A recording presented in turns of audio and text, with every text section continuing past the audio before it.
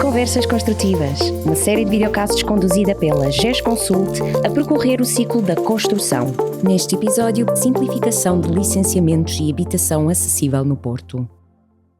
É com muito entusiasmo que estamos a iniciar a segunda temporada das nossas Conversas Construtivas com o arquiteto Pedro Baganha, vereador do Urbanismo, Espaço Público e Habitação da Câmara Municipal de Porto. Muito obrigado por nos receber aqui na Câmara Municipal e por ter aceitado o nosso convite. É unânime e na primeira temporada das Conversas Construtivas ouvimos quase todos os convidados a apontar o processo de licenciamento das câmaras municipais como uma das maiores dificuldades ou entraves na promoção imobiliária. Em contraciclo, temos a Câmara do Porto com fama de ser célere e conseguir despachar com muito mais rapidez os processos. Portanto, a primeira pergunta é óbvia, quais as principais dificuldades que as câmaras acabam por ter nestes processos e qual o truque para conseguir ter esta fama? Bem, muito obrigado pelo convite, Nuno. É um gosto receber-vos aqui na Câmara do Porto, em particular aqui no Pluro do Urbanismo. Bem, não há truques.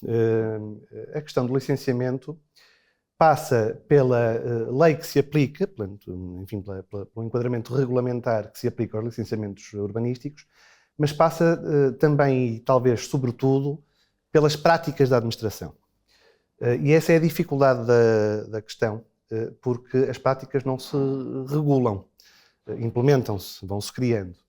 E se há coisa que eu acho que a Câmara Municipal do Porto tem, é uma prática de prestação de serviço, uma lógica de prestação de serviço ao cidadão. Nós sabemos que o nosso cliente, vamos dizer assim, é a cidade, é quem investe na cidade, é quem trabalha na cidade. E este espírito é um espírito que já está incutido nos serviços municipais há muito tempo. Portanto, eu diria que esse é um dos vetores. Outro dos vetores é termos as regras o mais claras possíveis, e isso passa não apenas pela regulamentação de âmbito nacional, mas também pela elaboração do nosso próprio plano diretor municipal, que deve ser claro nas suas opções, claro nas suas regras, e as decisões urbanísticas que vão sendo tomadas têm que ser coerentes com esse mesmo plano, o que quer dizer que muitas vezes é mais produtivo, por exemplo, numa reunião prévia à submissão de um projeto, dizer-se que não e trabalhar-se em cima desse não, do que não se ser taxativo nessa opinião ou nessa pronúncia, e permitindo que se vá elaborando em cima de alguns equívocos, o que depois resultam em atrasos na própria tramitação dos processos. Finalmente, há uma outra dimensão que é operativa, que diz respeito à própria organização dos serviços. A Câmara Municipal tem um organigrama no que diz respeito à componente da gestão urbanística que me parece bastante eficaz, que parece-me bastante apropriado. Tem um desenho de estrutura que é eficiente e, por outro lado, é uma Câmara que apostou desde muito cedo, desde mesmo muito cedo, desde 2009, na progressiva digitalização dos procedimentos.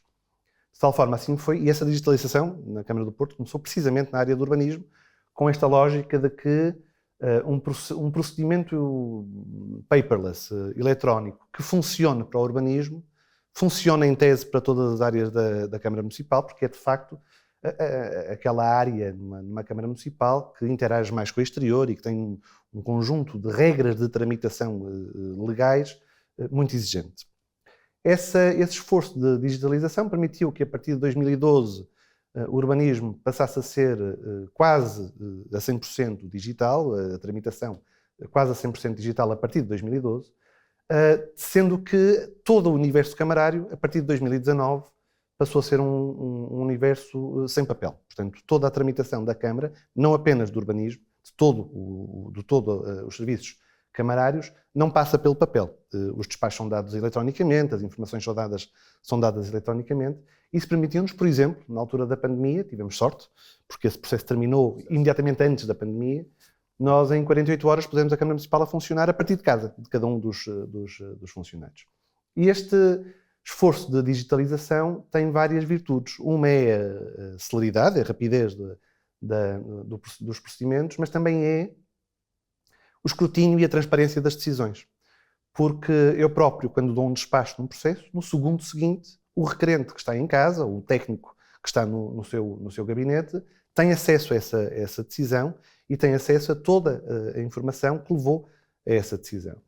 Isso cria um vínculo de confiança, que é um vínculo que é importante que se estabeleça entre os requerentes privados, entre os particulares e a administração. Enfim, trata sempre de uma relação assimétrica ao nível do poder, é inegável, mas é a nossa própria é a nossa obrigação esta vinculação, até mesmo democrática, de transparência da decisão. Isto não quer dizer sempre que sim. Quer dizer que sim quando é para dizer que sim e não quando é para dizer que não, mas que as regras sejam claras e que as decisões sejam... E depois a interação provavelmente também é facilitada entre estes vários stakeholders. Absolutamente. Aliás, eu devo lhe dizer que uma das coisas que também fizemos a partir do momento em que ficamos com este pelouro foi potenciar as reuniões antes de processos.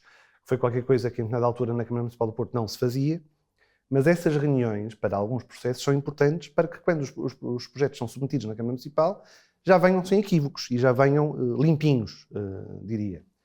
Porque também lhe devo dizer o seguinte, a minha experiência pessoal, eu já tenho o pelouro de urbanismo há 7 anos, é que, enfim, a sentimento, eu diria que metade do tempo de tramitação deve-se a incompetências do projeto. Projetos mal instruídos, regras que não são cumpridas, elementos que estão em falta, etc. E, portanto, quanto menos existir este tipo de entropia, este tipo de dificuldade, mais depressa o procedimento sai da Câmara Municipal. Tem que haver essa disponibilidade para receber e conseguir fazer essa triagem, que muitas vezes, então aí já identifica um truque que é diferente para outras câmaras, que é não haver esta disponibilidade e esta conversa prévia e esta triagem, que muitas vezes muito difícil conseguir. Sim, isso é importante, mas também é importante que o plano diretor municipal seja online, por exemplo, que as regras sejam online. Claras. Que a própria interpretação das regras esteja publicada e disponível para os cidadãos, e nós temos um manual de boas práticas ao nível da submissão de projetos, que no fundo vem explicar aos interessados o que é que a Câmara Municipal entende por CERCIA, por área máxima de construção, enfim, todos os conceitos têm que ser claros. Isso é importante. Bom, estes conceitos claros e que fossem iguais para todos é uma luta que... Mas eu não sei se nós devíamos ir pelo caminho da igualdade para todos, porque o território é muito diverso. Uma coisa é o plano diretor municipal do Porto e as preocupações urbanísticas e as prioridades urbanísticas de uma cidade como o Porto. Outra coisa é um território de baixa densidade no interior do país. Eu diria que tem que haver conceitos que sejam uniformes, mas a aplicação desses conceitos... Certo, assim, está a falar dos conceitos uniformes, é que nós ainda não chegamos ao ponto de termos conceitos... Mais ou menos. O regime jurídico dos instrumentos de gestão territorial, que é no fundo quem manda na elaboração dos planos diretores municipais e de todos os planos territoriais, já estabelece um conjunto de critérios harmonizados para todo o país. Aliás, o nosso atual plano diretor municipal, que já é de 3ª geração, foi obrigado a mudar alguns dos conceitos que tínhamos no plano anterior, de tal forma que os harmonizassem com aqueles que são aplicáveis em todo o país. Mas eu diria que o último eixo relacionado com o licenciamento, e aqui já não é uma questão específica do Porto, é uma reflexão que eu faço da minha própria experiência, é que a gênese do problema do excesso de tempo de tramitação urbanística deve-se, eu já falei das práticas da administração, mas também se deve a uma debilidade na cultura de planeamento territorial. Os países onde mais depressa é fácil licenciar são os países precisamente que têm uma forte cultura de planeamento. A partir do momento em que o plano está feito, está elaborado, e há planos parcelados, por exemplo, ou planos territoriais de escala mais pequena para determinadas áreas da cidade ou dos territórios, licenciar uma obra é tão só verificar se aquilo que está a ser proposto é compaginável com aquilo que está planeado. E isso é uma mera aferição do critério do cumprimento dos critérios. E, portanto, não é por acaso que é rápido licenciar em países, sei lá, como a Holanda, como a Dinamarca, como a Suécia ou como o Reino Unido. Porque são países onde o território está todo desenhado. Ora, esse é o problema de base mais difícil de resolver em Portugal, é que nós temos uma cultura de planeamento territorial muito débil. E isso explica muitas das deficiências nestes procedimentos. Vou aproveitar aí a deixa para pôr o tema do Simplex, né, que vem um bocadinho para tentar agilizar aqui e facilitar, desburocratizar aqui os processos. passou agora 6 meses ou mais 6 meses sobre a entrada em vigor do Simplex, que há de ser contínuo. Mas na vossa opinião e aqui na Câmara, como é que tem sentido isso? Qual é que é o balanço que faz destes 6 meses de Simplex? Olha, ponto prévio. Nós consideramos que qualquer esforço de simplificação administrativa das regras e de agilização, no fundo, dos procedimentos é bem-vinda. No entanto, também não lhe nego que eu próprio, pessoalmente, e enfim, a posição do urbanismo do Porto, foi algo crítica relativamente, e é algo crítica relativamente a algumas das coisas que se inscreveram neste Simplex, porque em determinada altura pareceu-nos que se foi demasiado longe no compromisso entre segurança jurídica e rapidez de tramitação. E, do meu ponto de vista, trocou-se, porventura de forma excessiva, segurança jurídica do negócio imobiliário e da tramitação pela rapidez do procedimento, em desfavor ou em detrimento precisamente do elo mais fraco, que é o consumidor final, que é quem compra uma casa, por exemplo. A partir do momento em que não há uma licença de utilização, em que essa licença de utilização não é obrigatória para uma escritura de uma casa, por exemplo, nós estamos a pôr o ónus da aferição do cumprimento das regras da edificação no elemento mais fraco de todo este negócio, que é o comprador final, que não tem a capacidade técnica para avaliar se aquilo que está a comprar está bem licenciado, se está bem construído, se não está bem construído, se cumpre o licenciamento.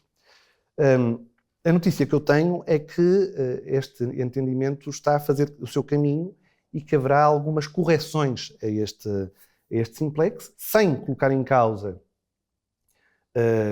a simplificação administrativa, sem agora virmos com um novo paradigma de licenciamento, porque este Simplex foi bastante mais do que uma revisão da lei, foi uma alteração algo radical em alguns pontos do paradigma do licenciamento urbanístico. Nós não podemos andar aqui a mudar de paradigma de 6 em 6 meses, portanto o Simplex foi um caminho que foi escolhido, bem ou mal, está escolhido, vamos por aqui. Há ajustes a serem feitos na lei. A notícia que eu tenho é que a Secretaria de Estado da Habitação e o Ministério da Habitação estão atentos a essa matéria e estão precisamente a elaborar um conjunto de propostas de correção de algumas deficiências que é natural que se tenham vindo a verificar neste Simplex, mas devo-lhe dizer que em termos de número de processos tramitados na Câmara Municipal do Porto, a coisa está muito semelhante aos anos anteriores. Nós tivemos uma pequeníssima diminuição de número de licenciamentos a tramitarem, mas por contraponto tivemos um aumento das comunicações prévias que passaram a ser obrigatórias, o que quer dizer que o número global de processos é sensivelmente o mesmo, no período de janeiro a julho deste ano, se comparado com o período homólogo do ano passado. Portanto, no caso da Câmara do Porto, a nossa única angústia são algumas incongruências que a lei hoje tem, que colocam desafios à administração. Enfim, são questões com que o cidadão não se depara normalmente, mas que nós sofremos na pele na máquina administrativa. Corrigidos que sejam esses problemas, parece-me que este caminho é um caminho a continuar. Também na altura, quando saiu o Simplex, e também surgiu a questão dos PIPs e que os PIPs passariam a ser vinculativos e que, portanto, as câmaras iriam ser inundadas de PIPs. Alguma nota sobre isto? Está a acontecer, não está a acontecer? Não está. É verdade que, rapidamente, os agentes mais atentos, em particular os projetistas, em particular os arquitetos, perceberam que o nível de responsabilidade que lhes ia começar a ser acometido era bastante superior àquele que existia no enquadramento anterior.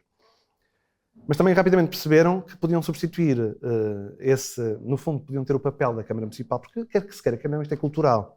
E as pessoas sentem-se mais confortáveis, todas elas, toda a fileira, com um papelzinho, seja ele papel físico ou digital. É inevitável, não há volta a dar-lhe. Os próprios bancos, por exemplo, querem papelzinho, não é? Os arquitetos perceberam que o papelzinho, se não era emitido no licenciamento, podia ser substituído, ou na comunicação prévia, podia ser substituído por um PIP anterior, que de facto, como diz, vincula a administração. A grande novidade é esta, é que não há novidade nenhuma, porque o PIP já podia ser isso. A novidade que este Simplex veio trazer foi a obrigatoriedade de comunicações prévias.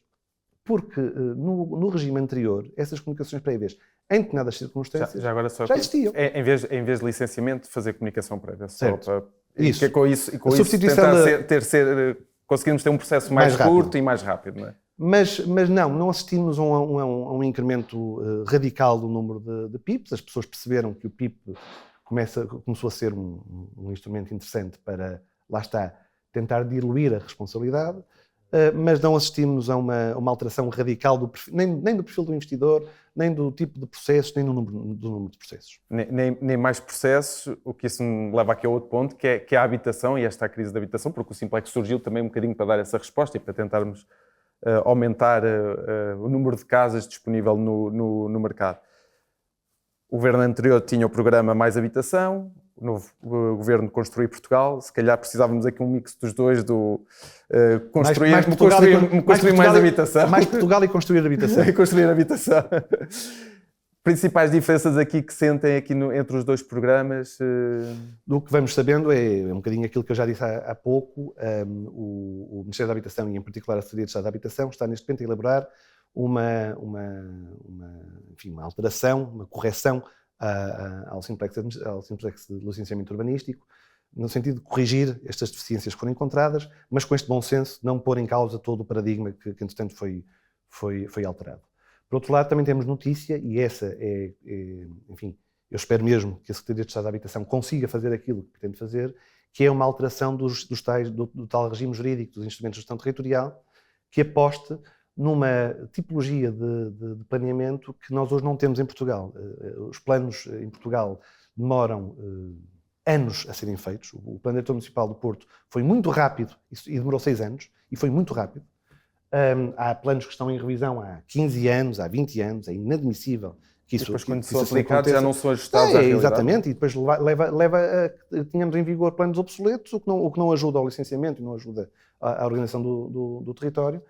E nós aqui no Porto também, informalmente, dentro do Serviço de Urbanismo, apostámos numa coisa que nós, enfim, chamamos de soft planning, ou de desenho urbano, se quiser, de planos urbanos, ou de projetos urbanos, que são o quê? Que são para determinadas zonas da cidade, uma espécie de planos pormenor muito simplificados, mas que determinam onde é que a Câmara Municipal pretende construção, qual é a característica dessa construção, cerces máximas, implantações, etc. O que permite duas coisas. Permite, por um lado, informar os investidores e os requerentes daquilo que podem construir logo à partida, e, por outro lado, permite uma coerência na decisão urbanística por parte dos serviços municipais, que evita que a decisão para o terreno A seja diferente do terreno B. Não dá aquele espaço, há aqui uma palavra que eu testo, que é os entendimentos, não é? Acabam-se os entendimentos, é claro. Não é? Exatamente. Este tipo de projetos muito flexíveis, que podem ser alterados, enfim, em meses e não em anos, são uma ferramenta importante do meu ponto de vista para começar a desenhar o território. Porque eu, enfim, sou arquiteto, tenho essa característica, ou esse defeito se quiser, mas considero mesmo que a solução para o licenciamento é desenharmos o território, é termos o território estruturado. Não quer dizer que vamos fixar para sempre esse desenho. Temos que ter ferramentas que permitam, por um lado, desenhar o território de forma normativa, mas rapidamente também podemos evoluir esse desenho, porque a cidade também é dinâmica. Aquilo que há 8 anos atrás era preciso na cidade do Porto, hoje já não é necessário enfim, e coisas que não eram necessárias que hoje passaram a ser. Portanto, estas duas alterações, uma, a correção do Simplex, e a outra, uma alteração mais profunda dos instrumentos de gestão territorial, parece-me que é um caminho interessante que o Governo está a trilhar. Por outro lado, também é verdade que o Governo identificou, do meu ponto de vista, bem, que a prioridade da resolução do problema da habitação passa por uma intervenção ao nível da oferta. Nós sabemos que hoje licenciamos, a nível nacional, 5 vezes menos fogos do que estávamos a licenciar no início do século. Enfim, criámos a ilusão de que o problema da habitação em Portugal estava resolvido. Não está. É verdade, para a larga maioria da população está, e é preciso dizer-se isto. 70% dos portugueses são donos da sua própria casa, e a maioria desses não têm dívida, e os que têm dívida têm um serviço de dívida que ronda os 400 ou 500 euros em média. Portanto, quer dizer que para 70% da população portuguesa, mais ou menos, o problema está resolvido ou mitigado. Naturalmente que há condições de habitação que são inaceitáveis, portanto, eu estou a simplificar. Mas, portanto, eu diria que a crise da habitação que hoje estamos a viver é uma crise de habitação de cariz específico. Diz respeito àqueles que estão fora deste sistema habitacional. os divorciados, os recém-casados, as famílias reconfiguradas, os jovens, os migrantes. É este pool de pessoas que hoje se debate com uma enorme dificuldade em encontrar no mercado livre, normal, habitação a custos comportáveis com o seu rendimento, até porque nós, ao mesmo tempo, globalizámos a economia urbana nacional, atraímos, e bem, investimento estrangeiro, porque precisamos desse investimento. Nós somos um país que não tem recursos próprios para todo o investimento que é necessário. Mas a verdade é que isso levou, por um lado, a uma diminuição do número de fogos licenciados a nível nacional e, por outro lado, a uma alteração do tipo de fogos que são construídos. Hoje há muito mais promoção para os mercados médio-alto e alto do que para o mercado médio-baixo e condicionado. E, portanto, eu diria que o único caminho sustentável para se resolver a médio prazo, e é sempre a médio prazo que se resolve o problema da habitação, porque uma habitação demora pelo menos 4 anos a ser construída, claro. Não há volta a dar, é o que é. Mas, como eu estava a dizer, a minha firme convicção é que a única forma de se resolver de forma sustentada, economicamente e socialmente sustentada, o atual problema de acesso à habitação é, por um lado, com mais habitação, com mais construção, portanto, o termo é interessante, mas, por outro lado, e esta é uma convicção que eu estou a criar nos últimos meses, com uma intervenção ao nível do condicionamento dessa oferta.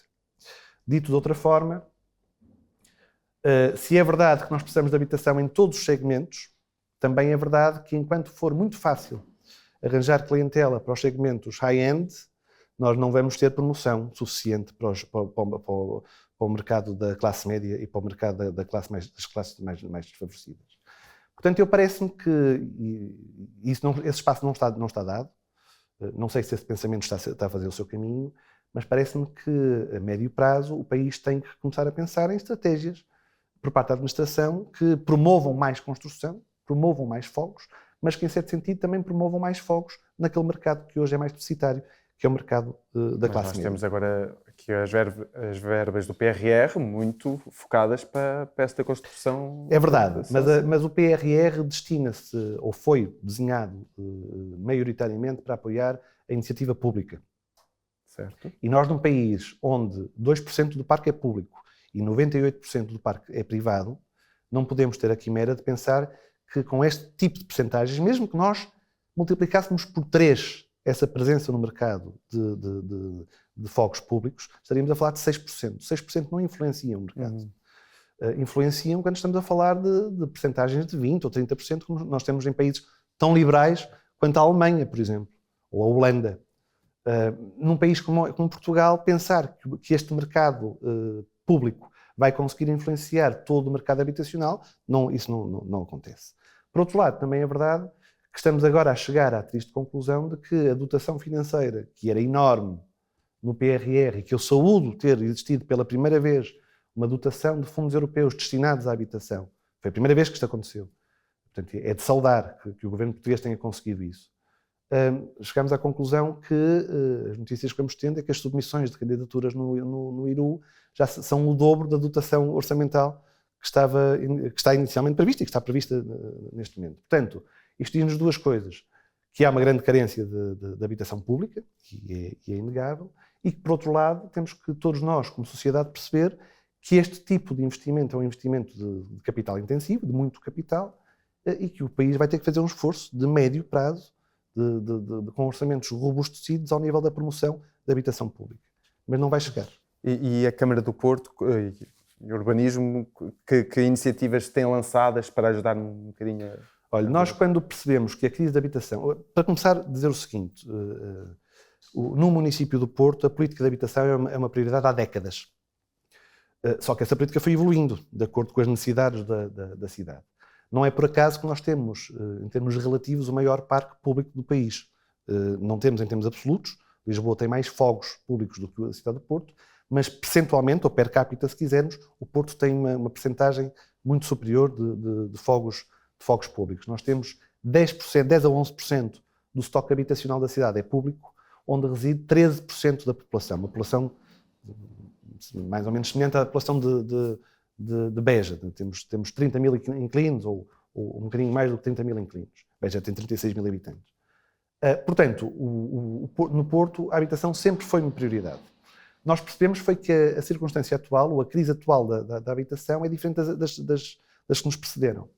Se é verdade que continua a haver uma crise no que diz respeito às condições insalubres ou deficitárias de habitação, que implica uma oferta específica para as classes mais desfavorecidas, e essa iniciativa compete ao Estado, compete às autarquias, compete à esfera pública. Por outro lado, também percebemos, como eu há bocado referi, que esta crise de habitação que hoje vivemos é uma crise de acesso à habitação, de acesso da classe média. Os nossos salários são demasiado baixos para o nível de custo da habitação que neste momento temos em Portugal. Nós globalizamos o custo da habitação, mas ainda não globalizamos os nossos rendimentos. Quando isso acontecer, o problema está resolvido. Ainda não aconteceu.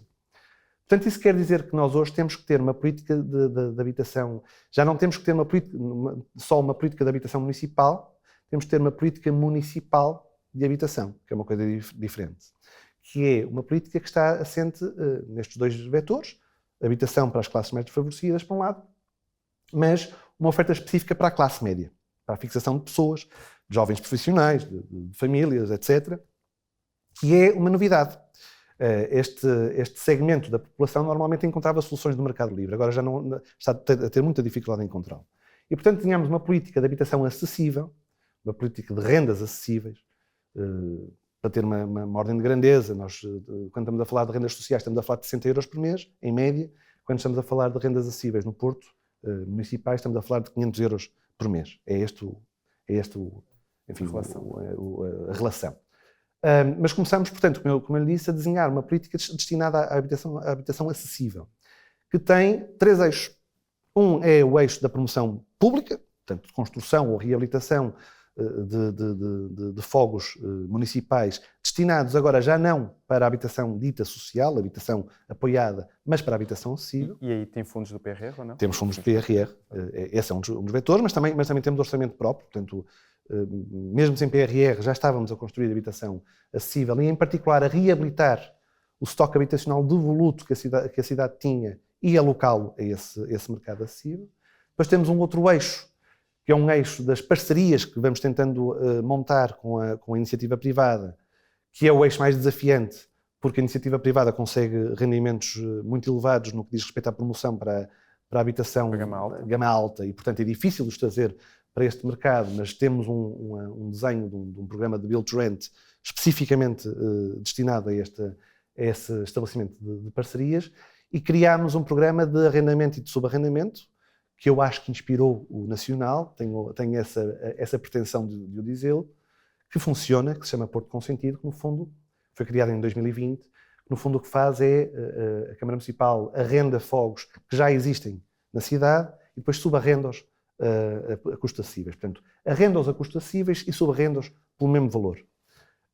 Com as isenções fiscais que são aplicadas ao arrendamento acessível, isto transforma-se num negócio interessante para o promotor privado, que tenha algumas unidades encostadas, sem uso, porque o que nós garantimos, o que nós oferecemos é segurança.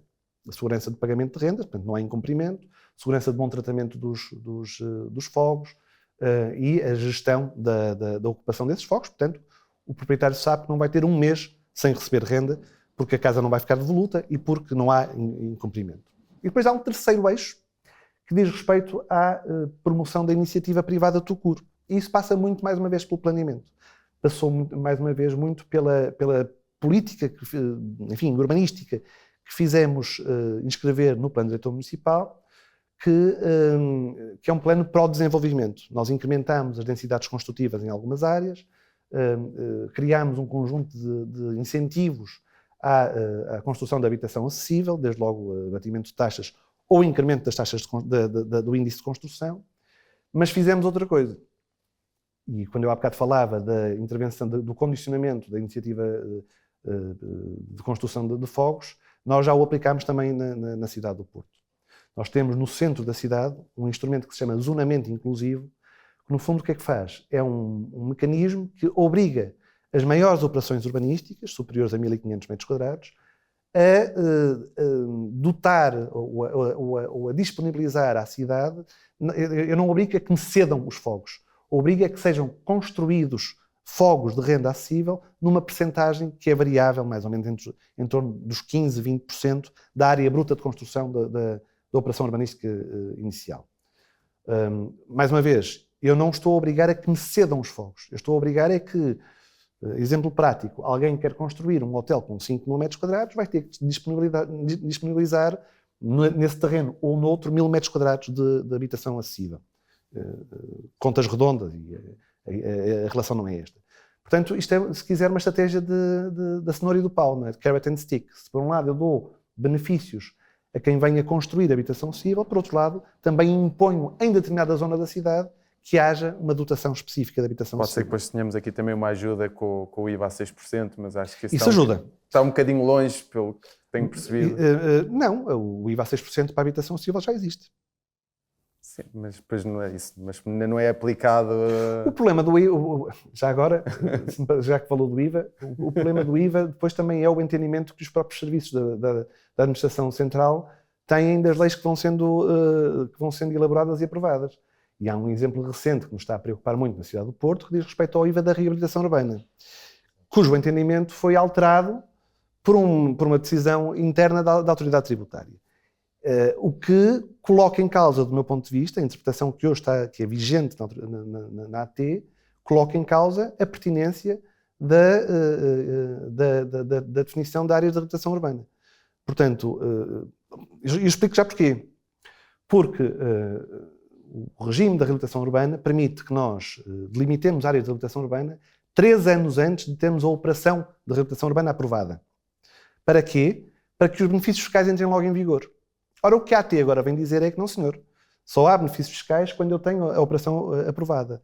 Portanto, eu pergunto, então para que é que serve a limitação de uma área de reabilitação urbana 3 anos antes da definição dessa ORU? Ora, o que não pode acontecer é que serviços da administração, com entendimentos que vão tendo, alterem o entendimento do legislador, do governo, da Assembleia da República, que levou à aprovação de um determinado regime jurídico de reabilitação urbana. Isso não pode acontecer, quer dizer, quem manda no país é quem é eleito, é assim na democracia.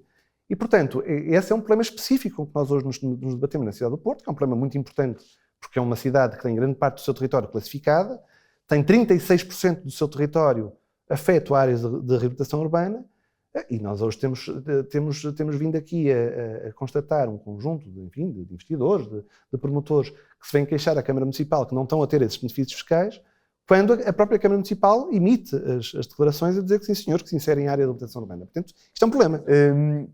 Só ir a um vetor que falou, porque acho que é uma inovação de alguma forma, que é o Build to Rent, e só gostava de só explorar um bocadinho como é que isso pode acontecer e essa ligação com a promoção privada, como é que pode acontecer, porque realmente nós sabemos que em Espanha, isso, principalmente que os vizinhos, é fácil dar esse exemplo, já acontece, mas cá não acontece todo, quer dizer, isto acho que foi um termo que nós usamos e está no programa Construir Portugal, mas que na prática, quer dizer, que eu tenha conhecimento, ainda pouco ou nada foi feito. Build to Rent, ou construção para arrendar, tem um problema, tem problema não, tem uma virtude, mas tem um problema de ser operacionalizado.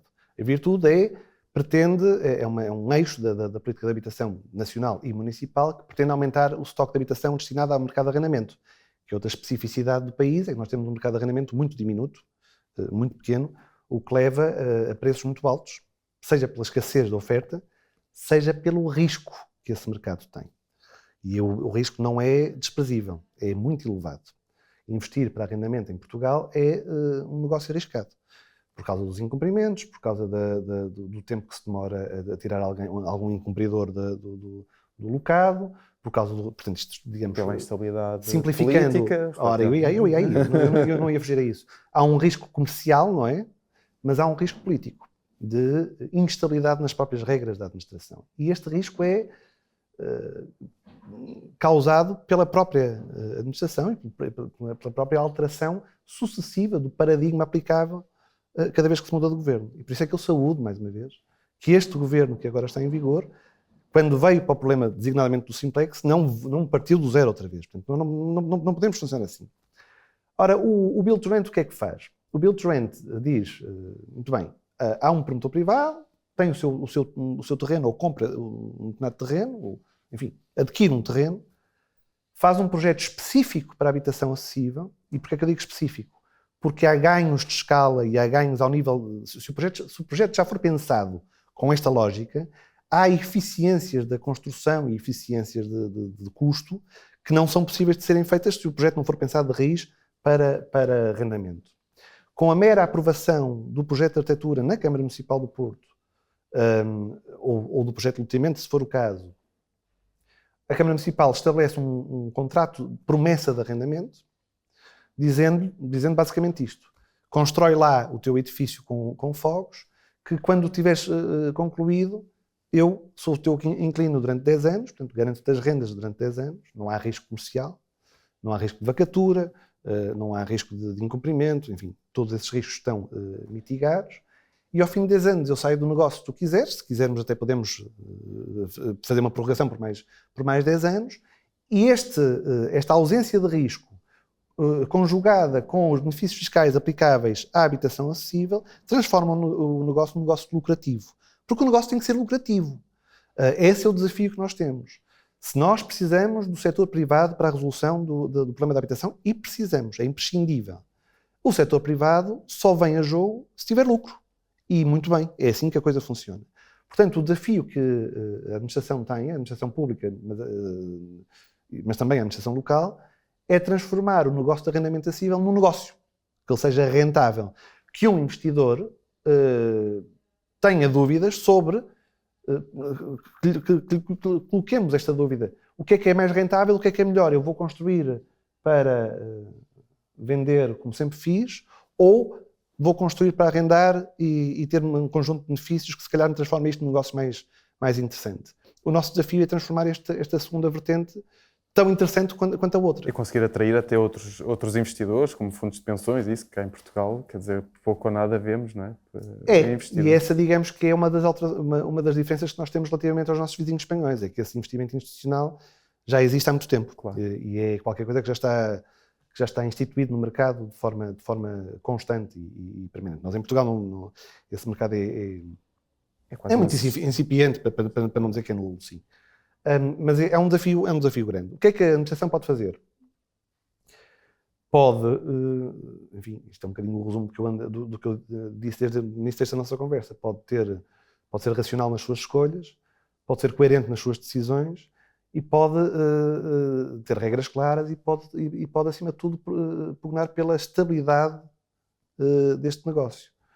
Porque, repito, o problema da habitação é um problema de médio prazo na sua construção e de longo prazo na sua gestão. E, portanto, a estabilidade é fundamental. De outra forma, vamos continuar a ter um mercado em que o investimento o que faz é investe, constrói, vende e vai-se embora. Já realizei a minha mais-valia e vou-me embora porque não quero ter o grau de incerteza e o grau de risco que tenho se estiver aqui preso durante 20, 30 ou 40 anos. Muito bem. Olha, muito obrigado pela sua visão, pela participação e agradeço mais uma vez nos ter recebido aqui na Câmara Municipal. Muito obrigado. Obrigado.